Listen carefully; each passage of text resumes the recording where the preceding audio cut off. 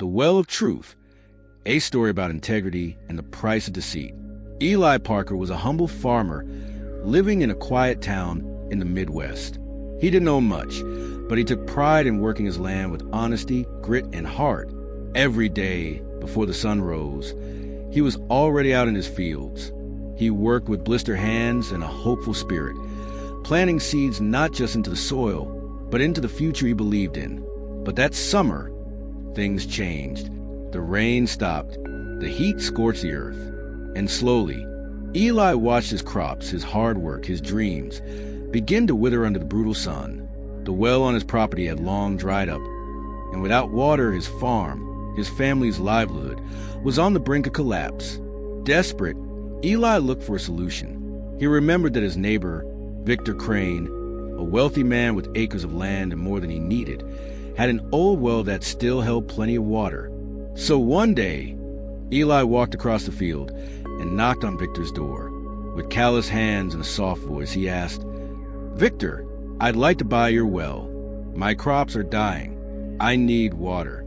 I'll pay what I can." Victor smiled, not the kind of smile you trust, but the kind that hides something sharp behind it. "Well," he said, "I suppose I can sell it for the right price." Eli gave everything he had, his last savings, even a bracelet that once belonged to his late mother. And that night, he told his wife, "We'll be okay. Tomorrow I'll draw water and we'll save the crops." But the next morning, just as Eli lowered his bucket into the well, Victor came storming across the field. "Stop right there," he shouted. "What do you think you're doing?" Eli, confused, looked up. "I'm drawing water. I bought this well from you." Victor crossed his arms. "Yes, you bought the well, but not the water inside it. That water's still mine." Eli's heart dropped. "You can't be serious." Victor leaned in, smug. "If you want the water, you'll have to pay for that too." Eli was stunned. He had trusted Victor. He had nothing left to give. No one else in the town dared to confront Victor.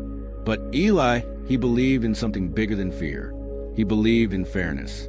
So he went to the town courthouse and asked to speak with the judge. Judge Whitaker was known for his wisdom and sense of justice. He listened patiently as Eli told his story. Then he turned to Victor, who confidently repeated his claim. "I sold the well, but not the water inside. The deal didn't mention the water, so it's still mine." The courtroom murmured with confusion, but Judge Whitaker remained calm and called upon his most trusted advisor, Ms. Adeline Monroe, a sharp and thoughtful woman known across counties for her clarity in difficult cases. Adeline listened to both sides. She paused. Then she looked at Victor.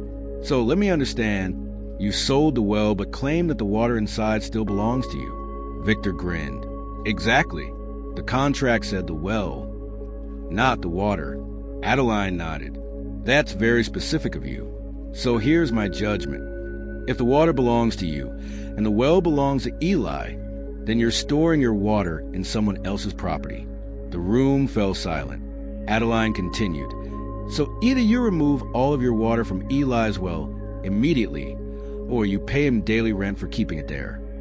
Victor's smug smile disappeared. "But that's not possible." Adeline looked him in the eye. "Then you should have thought twice before trying to cheat an honest man." Victor had no choice. He turned to Eli red-faced and humiliated and said, "I'm sorry. Use the water. It's yours." From that day on, Eli's well didn't just hold water. It held a lesson that spread through the town like wildfire. Because Eli didn't win with wealth or power. He won with truth. And while Victor had tried to outsmart everyone with cunning, it was his own greed that exposed him. Here's the truth behind the story. Sometimes people chase success through shortcuts, through lies, tricks, and half-truths. And at first, it might seem like it works. They might win a deal, get ahead, or come out on top. But dishonest success is like building a house on sand. The moment truth shows up, everything collapses. Meanwhile, people like Eli, who build their lives on patience, hard work, and integrity, may struggle at first. But in the long run, they build something that lasts. Honesty doesn't always bring immediate rewards, but it brings peace. and it builds a reputation stronger than stone. So if you're facing a moment where you could cut corners, remember Eli Parker. Remember the well. Remember that in a world full of victors, it takes courage to stay honest, but in the end, truth always wins.